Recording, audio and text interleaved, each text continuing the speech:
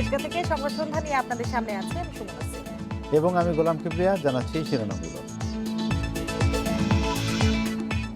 রাজধানীর চকবাজারে প্লাস্টিক গোডাউনে আগুন, ফায়ার সার্ভিসের 2 ঘন্টার চেষ্টায় নিয়ন্ত্রণে, হতাহত নেই।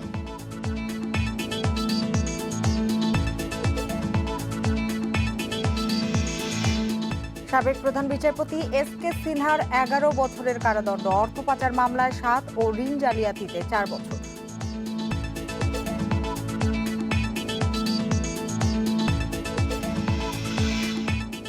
বাড়তি ভাড়ার প্রভাবে বাজারে আরও বেড়েছে চাল, ডাল ও তেল সহ নিত্যপণ্যের দাম, চাপে নিম্ন ও মধ্যবিত্তরা।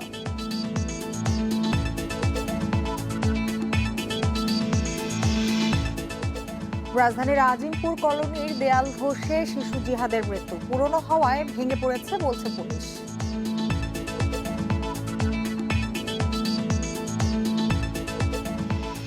এতক্ষণ শিরোনামগুলো জানাচ্ছিলাম, এবার জানাবো পুরো খবর। রাজধানীর চকবাজারের এস.কে. টাওয়ারে প্লাস্টিক গুদামের আগুন ফায়ার সার্ভিসের 2 ঘন্টার চেষ্টায় নিয়ন্ত্রণে এসেছে। আগুন নিয়ন্ত্রণে কাজ করেছে ফায়ার সার্ভিসের 9টি ইউনিট। এর আগে বিকেল 4:30টার দিকে আগুনের সূত্রপাত হয়। ফায়ার সার্ভিস জানিয়েছে এস.কে. টাওয়ারের 6তলা ভবনের 3 তলায় আগুনের সূত্রপাত হয়। এই অগ্নিকাণ্ডের প্রাথমিকভাবে কারণ, হতাহত ও ক্ষয়ক্ষতির পরিমাণ জানাতে পারেনি ফায়ার সার্ভিস। ভবনের ভেতরে প্রচণ্ড ধোঁয়ার কুণ্ডলীর সৃষ্টি হয় বলে জানায় ফায়ার সার্ভিস।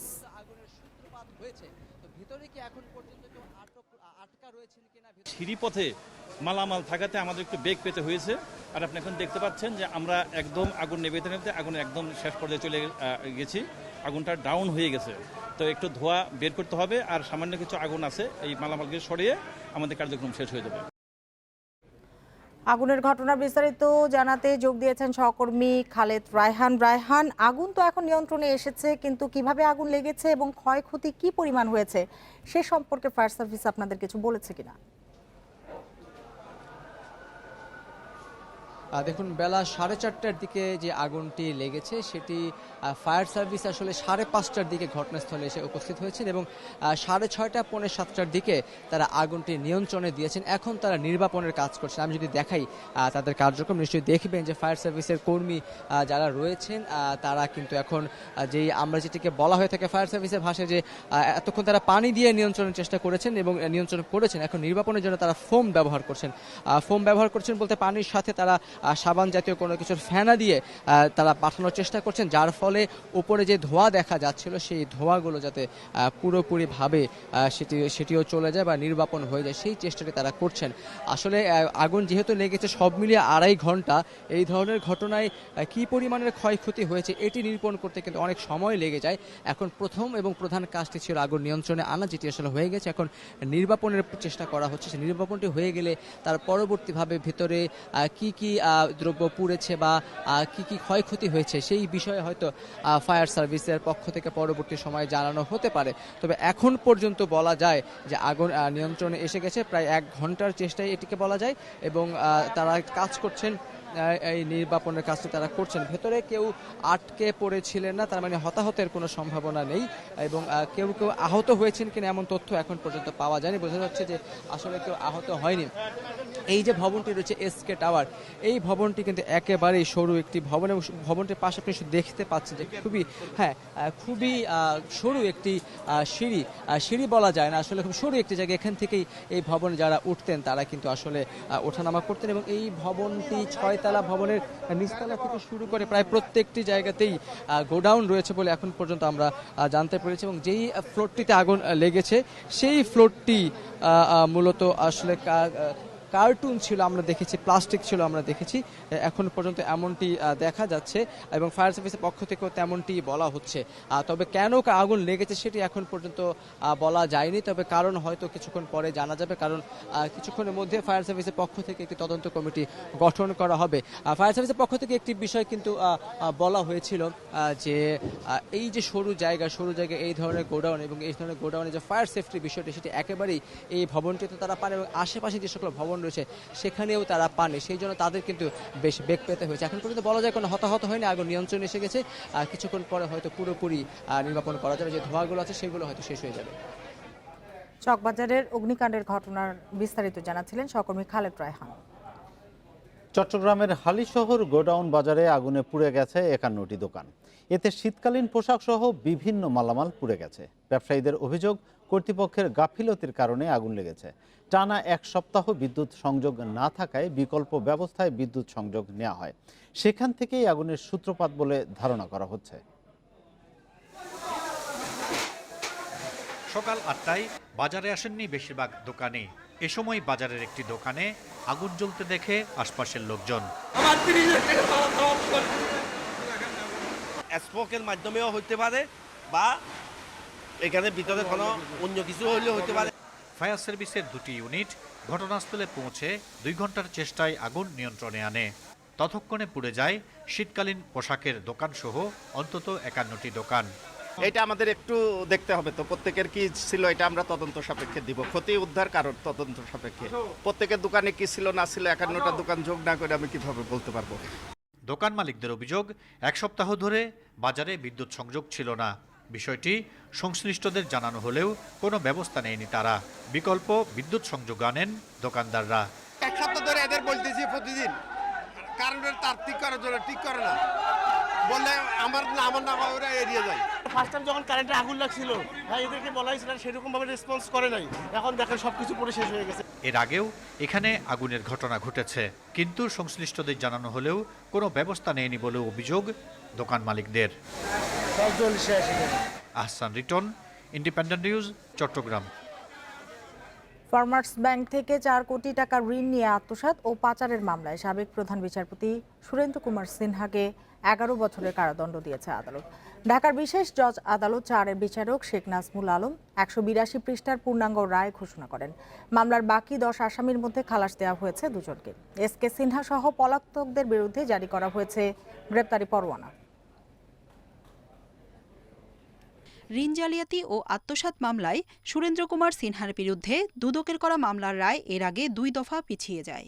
মঙ্গলবার বিচারক শেখ নাজমুল আলম পূর্ণাঙ্গ রায় ঘোষণা করেন। ফার্মার্স ব্যাংকের অডিট কমিটির সাবেক চেয়ারম্যান মাহবুবুল হক চিশতি সে সময় কাঠগড়ায় ছিলেন।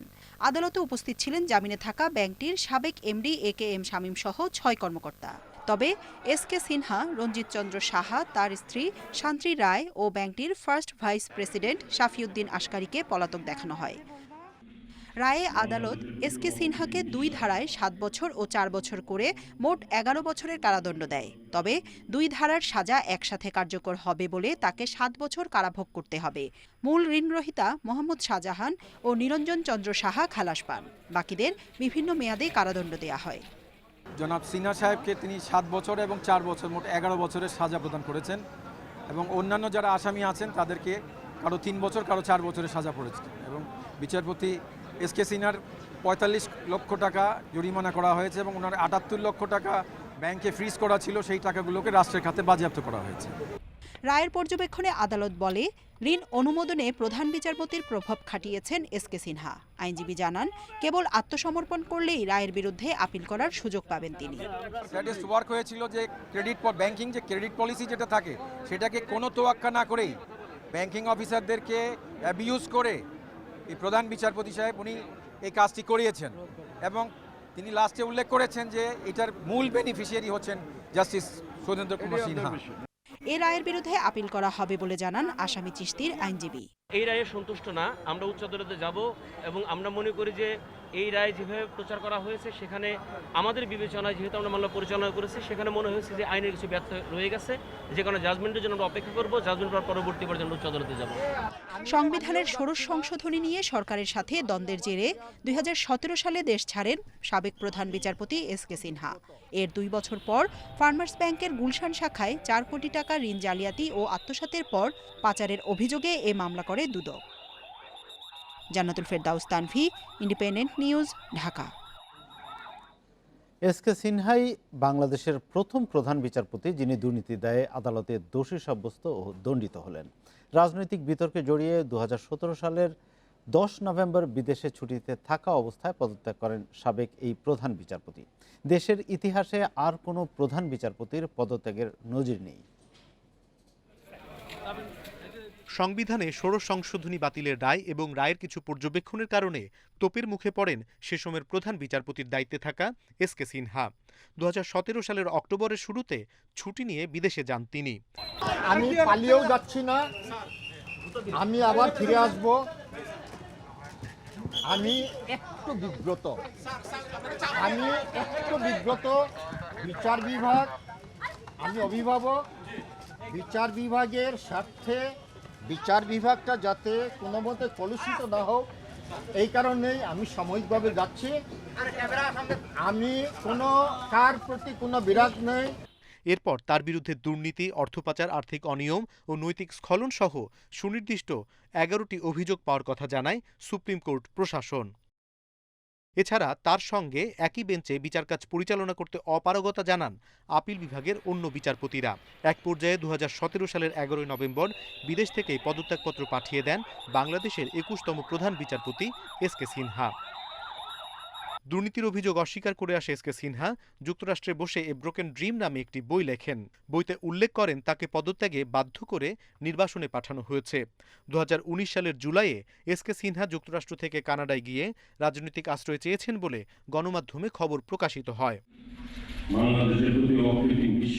বাংলাদেশের সংবিধানের ত্রয়োদশ সংশোধনীর মাধ্যমে তত্ত্বাবধায়ক সরকার ব্যবস্থা আপিল বিভাগের যে বেঞ্চে বাতিল হয়, এস.কে. সিনহা ছিলেন তার অন্যতম সদস্য। এছাড়া 2011 সালে বঙ্গবন্ধু হত্যা মামলা চূড়ান্ত রায় দেয়া বেঞ্চেও সদস্য ছিলেন তিনি। 2015 সালের 17 জানুয়ারি প্রধান বিচারপতি হিসেবে শপথ নেয়া সুরেন্দ্র কুমার সিনহার জন্ম মৌলভীবাজার জেলার কমলগঞ্জ উপজেলার তিলকপুর গ্রামে।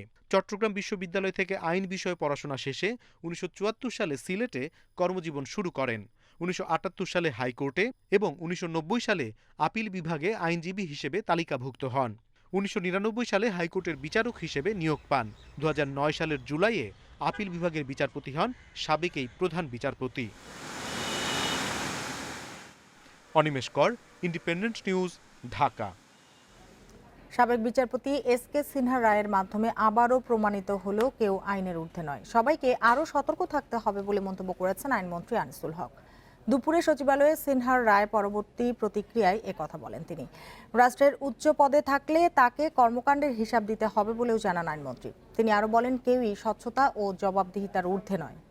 প্রমাণিত হলো যে কেউই আইনের ঊর্ধ্বে নয় এবং যেই কোনো সাংবিধানিক পদ বা গুরুত্বপূর্ণ সরকারি পদে থাকে তার কর্মকাণ্ডের হিসাব তাকে দিতে হয়। তো সেই ক্ষেত্রে এটা আমার মনে হয় যে একটা দৃষ্টান্ত স্থাপন করলো। সাবেক প্রধান বিচারপতি এস.কে. সিনহার সাজার রায় ঘোষণার দৃষ্টান্ত দুঃখজনক বলে মন্তব্য করেছেন বিএনপির স্থায়ী কমিটির সদস্য গয়েশ্বর চন্দ্র রায়। মঙ্গলবার সন্ধ্যায় ঢাকা রিপোর্টার্স ইউনিটিতে এক আলোচনা সভায় তিনি একথা বলেন। সিনহা যখন প্রধান বিচারপতি ছিল, যতক্ষণ সরকারের খায়েশ মিটাইতে পারছে ততক্ষণ ভালো ছিল। যখন সরকারের খায়েশ মিটাইতে পারে না, তো এইটাতে একটা কিন্তু উদাহরণ সৃষ্টি হলো, দৃষ্টান্ত সৃষ্টি হলো যে প্রধান বিচারপতির 11 বছরের জেল হয়েছে। তাহলে আজকে যারা আদালতে আছে তাদের যে কোনোদিন আদালতে আবার এমন জায়গায় যেতে হবে না, তা তো নিশ্চয়তা নাই। ফ্রান্সের প্রেসিডেন্ট ইমানুয়েল ম্যাক্রোর আমন্ত্রণে 5 দিনের রাষ্ট্রীয় সফরে প্যারিস পৌঁছেছেন প্রধানমন্ত্রী শেখ হাসিনা। স্থানীয় সময় মঙ্গলবার বিকেলে যুক্তরাজ্য থেকে প্যারিসে পৌঁছান তিনি। এ সময় দ্য গল বিমানবন্দরে তাকে লাল গালিচা অভ্যর্থনা জানানো হয়। এ সময় আর্মস স্যালুট দেওয়া হয় প্রধানমন্ত্রীকে। সফরের প্রথম দিনেই ফ্রান্সের প্রেসিডেন্ট ছাড়াও প্রধানমন্ত্রী জা ক্যাস্টেক্সের সঙ্গে দ্বিপাক্ষিক বৈঠক হওয়ার সম্ভাবনা রয়েছে। এছাড়া ফ্রান্সের সিনেটর প্রেসিডেন্ট জেরার্ড লারচার, প্রতিরক্ষা মন্ত্রী ফ্লোরেন্স পার্লে, এয়ারবাস ও থ্যালাসের জ্যেষ্ঠ কর্মকর্তাদের সঙ্গে প্রধানমন্ত্রীর সৌজন্য সাক্ষাৎ হতে পারে। এই সফরে বেশ কয়েকটি সমঝোতা সইয়ের পাশাপাশি নিরাপত্তা খাতে একটি লেটার অফ ইন্টেন্ট সই হতে পারে বলে ধারণা করা হচ্ছে।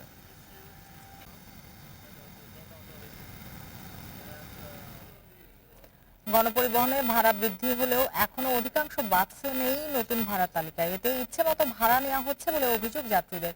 প্রায় প্রতিটি বাসেই হচ্ছে বাকবিতণ্ডা। জ্বালানি তেলের দাম বৃদ্ধির পর সিএনজি চালিত বাস চিহ্নিতকরণে প্রশাসনের তৎপরতা নেই। এই অবস্থা পরিবহন খাতে নৈরাজ্যের জন্য বিআরটি এর উদাসীনতাকে দায়ী করছে পরিবহন বিশেষজ্ঞরা। নতুন ভাড়ার বিষয়ে রোববার সিদ্ধান্ত নেওয়া হলেও মঙ্গলবার দুপুর পর্যন্ত নতুন ভাড়ার চার্ট পাওয়া যায়নি বলে জানায় গণপরিবহনের চালক হেলপাররা। এই অবস্থায় তাদের বাড়তি ভাড়া নিয়ে ক্ষোভ জানায় যাত্রীরা। ভাড়ার কোনো টাইম লিমিট নেই, বাসের কোনো সিস্টেম নেই, যে যেভাবে পারছে সেভাবে ভাড়া নিচ্ছে। যারা গাড়ির ড্রাইভার, যারা কন্ডাক্টর, তারাও নির্দেশনাটা জানে না আর যাত্রীও জানে না, জাস্ট একটা পার্সেন্টেজ দিয়া সেখানে ছেড়ে দিছে। বিআরটিএ 27% ভাড়া বাড়ালেও রাজধানীর বেশিরভাগ গণপরিবহনের 50% পর্যন্ত বাড়তি ভাড়া আদায় করা হচ্ছে বলে অভিযোগ যাত্রীদের। পেট্রোলের দাম বেড়ে গেছে, তেলের দাম বেড়ে গেছে, তো সবাইকে 5 টাকা করে বা 10 টাকা করে বেশি দিতে হচ্ছে। সেদিন গেছে 20 টাকা, আজকাল 30 টাকা চাইতেছে। ভাড়ার তালিকা না থাকায় বাকবেতনটা বেড়েছে বলে স্বীকার করেছে চালকরা। বাড়তি একটা জায়জামেলা শুরু হয়ে যাইতেছে, এরাও ভাড়া দিতে চায় না, আমাদেরও একটু কষ্ট হইতেছে ভাড়া আদায় করার জন্য। এই কন্ট্রাক্টরের লগে ঝগড়া হইতেছে, কথা কাটাকাটি হচ্ছে। নতুন প্রজ্ঞাপনে গ্যাস, অকটেন ও পেট্রোল চালিত যানবাহনে নতুন ভাড়া কার্যকর হবে না বলা হলেও তা তদারকিতে নেই বিআরটিএর কার্যক্রম। এই অবস্থায় সংস্থাটির গাফিলতিকেই দায়ী করছেন পরিবহন বিশেষজ্ঞরা। বিআরটিসি বাস থেকে শুরু করে প্রাইভেট সেক্টরের বাস যেগুলো চলছে সবগুলো কিন্তু ইনফরমেশন তাদের কাছে থাকার কথা ছিল, কিন্তু এই ইনফরমেশনটা তারা আসলে আমি যেটা বলবো যে যেটা নেওয়ার কথা ছিল সাধারণত তারা নিচ্ছেন না, এবং অনেক সময় ফিটনেসে গিয়েও আমরা দেখছি যে 42টা উপকরণ তাদের কিন্তু যাচাই বাছাই করার কথা, সেটাও কিন্তু ঠিক মতন করছে না। বিআরটির একটা দায়িত্ব হচ্ছে একটা ডাটাবেস তৈরি করা, সেই ডাটাবেসের মধ্যে প্রত্যেকটা ভেহিকেলের যে রেজিস্ট্রেশন নাম্বার আছে সেই রেজিস্ট্রেশন নাম্বার এগেইনস্টে সেটা কি সিএনজি ড্রিভেন নাকি ডিজেল ড্রিভেন সেই ইনফরমেশনগুলি রাখা। নতুন ভাড়া কার্যকরে বিআরটিএর মনিটরিং এর কথা থাকলেও সকাল থেকে সড়কে নেই কোনো তৎপরতা। Nahid Kamal, independent news, Dhaka. এদিকে ভাড়া বাড়ানোর আশ্বাসে ধর্মঘট স্থগিতের পর পণ্যবাহী যান চলাচল পুরো দমে শুরু হয়েছে। তবে 25 থেকে 30% বাড়তি ভাড়ার প্রভাবে বাজারে চালের দাম কেজি প্রতি 2 টাকার মতো বেড়েছে। ঊর্ধ্বমুখী তেল, ডাল, চিনির মতো নিত্যপণ্যের দামও। অর্থনীতিবিদরা বলছেন জ্বালানি তেলের দাম বৃদ্ধির প্রভাবে আরও চাপে পড়বে সাধারণ মানুষ। ডিজেলের দাম 1 লাফে 15 টাকা বৃদ্ধির প্রতিবাদে সারা দেশে পণ্যবাহী যান চলাচল কয়েকদিন বন্ধ রাখে শ্রমিক ও মালিকরা। সোমবার 30% ভাড়া বৃদ্ধির প্রস্তাব দেওয়ার পর মঙ্গলবার থেকে পুরোদমে চলাচল শুরু করেছে ট্রাক কাভার্ড ভ্যান। সকালে মোহাম্মদপুর চালের আড়তে দেখা যায় একের পর এক ভিড়ছে বিভিন্ন মোকাম থেকে আসা ট্রাক। ময়মনসিংহ মুক্তাগাছা থেকে কৃষি মার্কেট প্রতি বস্তায় আসতাম 30 টাকা করে, এখন প্রতি বস্তা আসা লাগতেছে 35 টাকা 40 টাকা করে। দিনাজপুর, কুষ্টিয়া, নাটোর সহ উত্তরবঙ্গের দূরপাল্লার ট্রাকে ভাড়া বেড়েছে আরও বেশি। এছাড়া গত সপ্তাহের শুরুতে ভারতীয় চাল আমদানি বন্ধের সুযোগে মিল মালিকরা দাম বাড়ায় 1 দফা। সব মিলিয়ে চালের বাজার আরও গরম। খুচরা বাজারে সরু চালের কেজিতে 2 টাকা বেড়ে বিক্রি হচ্ছে 58 থেকে 68 টাকা এবং মাঝারি মানের চাল বিক্রি হচ্ছে 48 থেকে 56 টাকা কেজি দরে। 50 পয়সা অ্যাড হলো আমার ক্ষেত্রে, শুধু আমি আনতেছি যেটা, আর মিলার যেটা আনতেছে ধান কিনে আনতেছে মিল পর্যন্ত তার ওইখানেও বাড়তেছে। আবার আমি যে সেল করতেছি তো যারা নিচ্ছে তাদেরও 50 পয়সা কেজিতে বেড়ে যাচ্ছে। এই সব মিলে প্রতি কেজিতে আপনি ধরেন 2 থেকে 3 টাকা চালের বাজার বৃদ্ধি অলরেডি শুরু হয়ে গেছে। গেল 2-3 মাসে কয়েক দফায় ডাল, ভোজ্য তেল, চিনি, ময়দার মতো নিত্যপণ্যের দাম বেড়েছে। পরিবহন খরচ বাড়ায় সেসব পণ্যের দামও বাড়তি।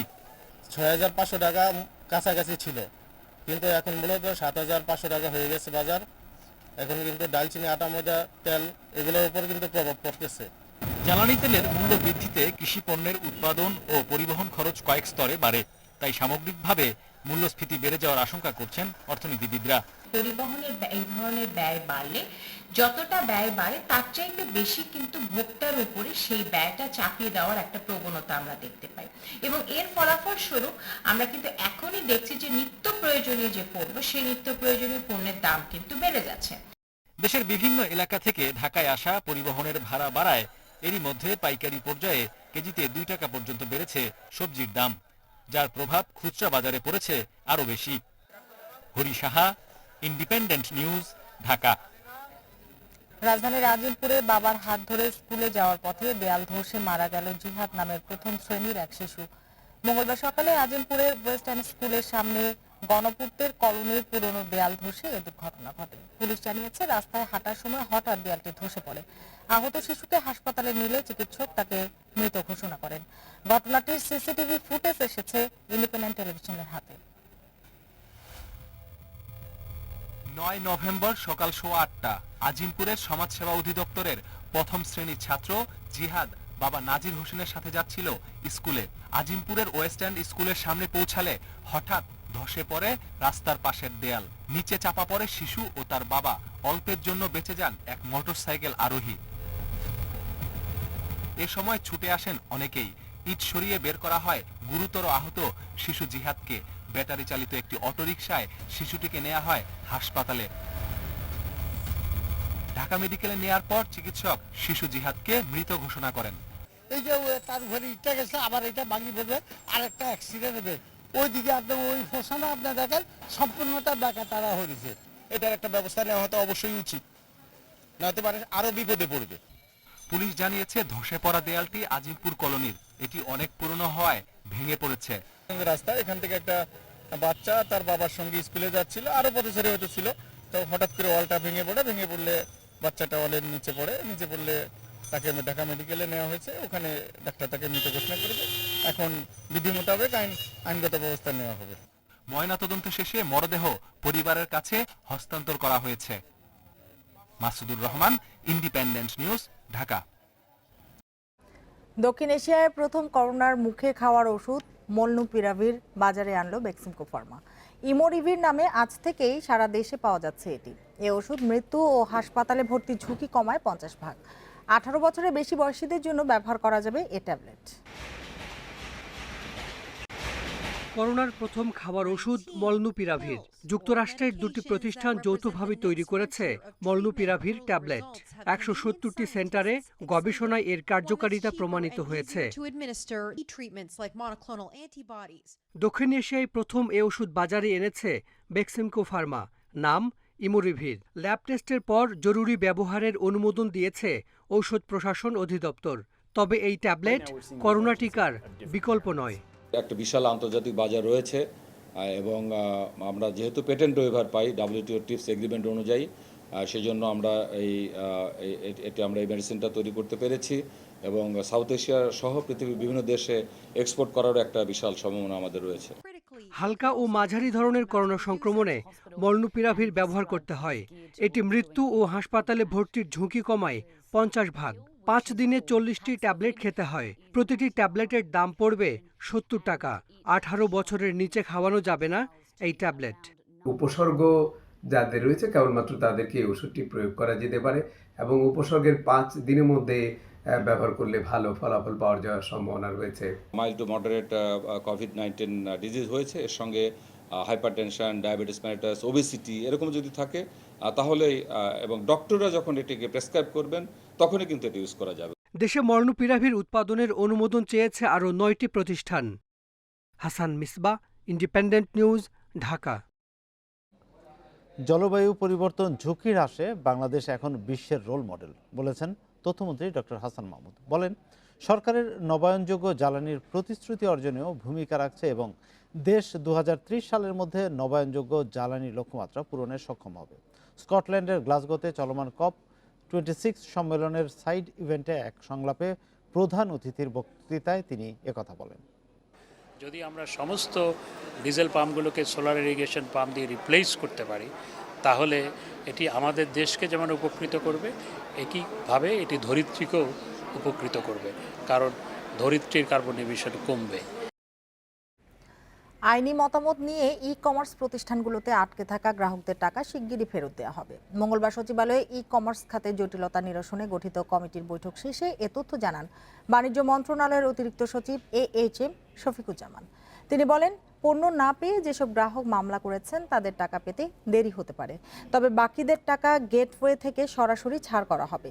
ই-ভ্যালির বিষয়ে অতিরিক্ত সচিব আরও বলেন, গ্রাহকদের টাকা ফেরত দেওয়ার অগ্রগতি আদালতের করে দেয়া পরিচালনা কমিটির উপর নির্ভর করছে। বাণিজ্য মন্ত্রণালয়ের AHM শফিকুজ্জামান আরও বলেন, এ বিষয়ে সব সিদ্ধান্ত কমিটি নেবে, বাণিজ্য মন্ত্রণালয় কোনো সিদ্ধান্ত নেবে না। যে পদ্ধতিতে গ্রাহকরা টাকা দিয়েছেন সে পদ্ধতিতেই টাকা ফেরত দেওয়া হবে বলেও জানান তিনি।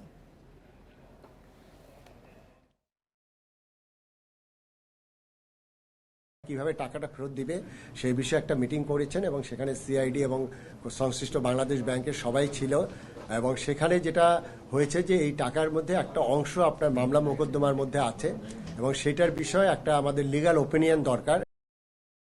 শেষ হলো আরব আমিরাতে টি-20 বিশ্বকাপের সুপার 12। এখন সেমিফাইনালের অপেক্ষা।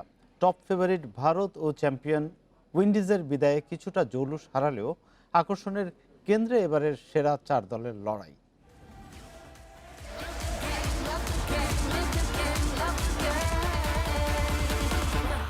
ওমান আমিরাতের বিশ্বকাপ অনেক হিসাবে মিলিয়ে দিয়েছে, আবার অনেকের স্বপ্ন ভেঙেছে। টপ ফেভারিট ভারতের সেমিতে না যাওয়া টুর্নামেন্টের জৌলুসই কমিয়েছে। টি-20তে ক্যাপ্টেন কোহলির শেষ মিশন, কোচ শাস্ত্রীর বিদায়ী আসরটাই টিম ইন্ডিয়ার জন্য হতাশার। দুইবারের চ্যাম্পিয়ন ওয়েস্ট ইন্ডিজ একেবারেই বিবর্ণ। এই বিশ্বকাপে গেইল ব্রাভোদের বিদায় তাই আক্ষেপ হয়ে আছে। ক্যারিবিয়ানদের ধামাকা গ্যালারি মাতাতে পারেনি। সাউথ আফ্রিকা আবার ভালো খেলে আটকেছে নেট রান রেটের মারপ্যাচে। সমান 4 জয়ে 3 দলের সেমিতে ওঠার লড়াইও ছিল জমজমাট। দুবাই, শারজা, আবুধাবি 3 ভেন্যুতে কম বেশি জমেছে ম্যাচ। ব্যাটে ছিল ভারসাম্য। 42 ম্যাচে 6 হয়েছে 361টি, উইকেট সংখ্যা 502। ব্যাটিংয়ের সবচেয়ে ধারাবাহিক বাবর আজম, 5 ম্যাচে 450, টপ রান স্কোরারের লিস্টের সবার উপরে। এভারেজে 66 রান পাকিস্তান ক্যাপ্টেনের, একমাত্র সেঞ্চুরি করা জশ বাটলার আছে এরপরেই। টপ 5-এ বাকি 3-এ শ্রীলঙ্কার আসালাঙ্কা ও নিশাঙ্কা, আছে নামিবিয়ার ভিসা। ওদের মধ্যে দুজনই 8 ম্যাচ খেলা। বোলিংয়ে রেকর্ড সমৃদ্ধ, এবার ট্রিপল হ্যাট্রিক হয়েছে, 2বার 5 উইকেটও আছে।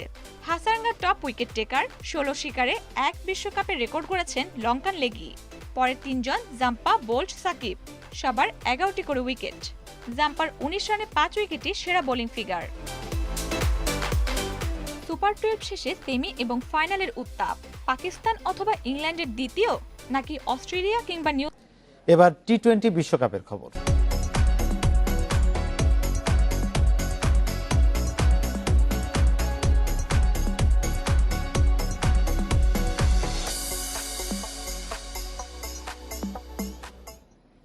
শেষ হলো আরব আমিরাতে টি-20 বিশ্বকাপের সুপার 12। এখন সেমিফাইনালের অপেক্ষা। টপ ফেভারিট ভারত ও চ্যাম্পিয়ন উইন্ডিজের বিদায়ে কিছুটা জৌলুস হারালেও আকর্ষণের কেন্দ্রে এবারের সেরা 4 দলের লড়াই।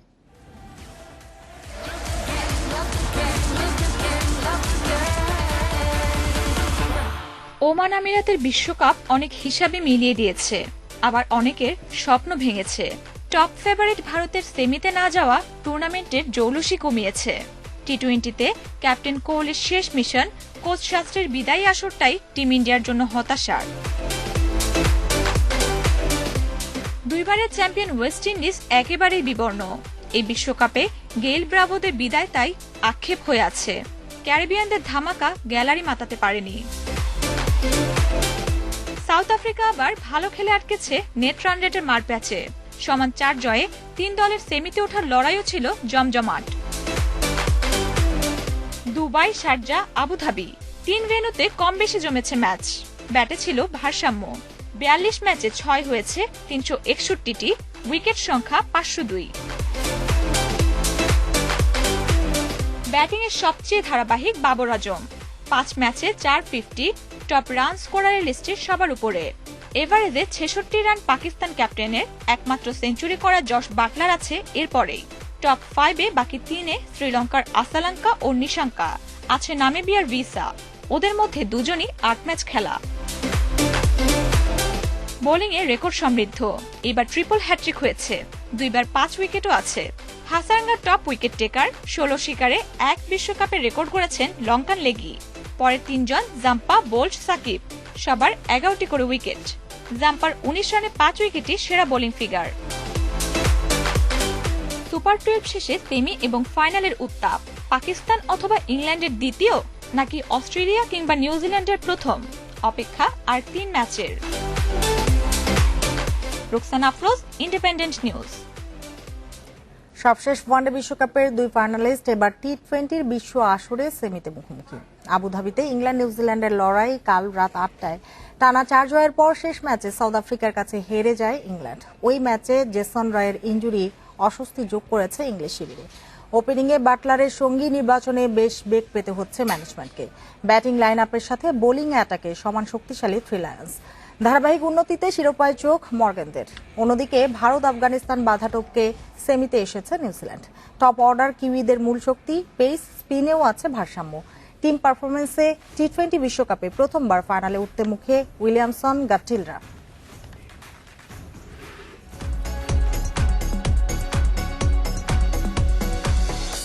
আইসিসি টি-20 ওয়ার্ল্ড কাপ আপডেট সৌজন্যে ওয়ালটন স্মার্ট এসি। আর এই ছিল আজকের সংবাদ সন্ধ্যা। সব খবর আরো বিস্তারিত জানতে চোখ রাখুন ফেসবুক, ইউটিউব, টুইটারে সাথে থাকুন।